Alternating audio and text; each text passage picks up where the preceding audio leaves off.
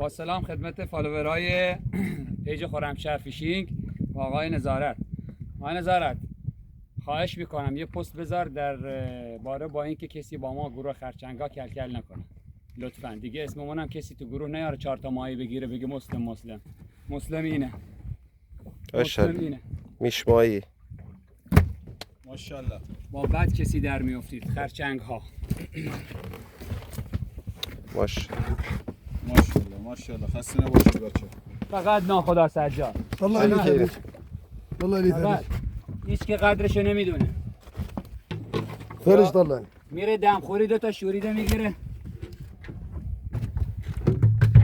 عشقی ناخدا عشق یه دونه دمت گرم. بده 6 و 16 چقدر؟ گرفتم. يلا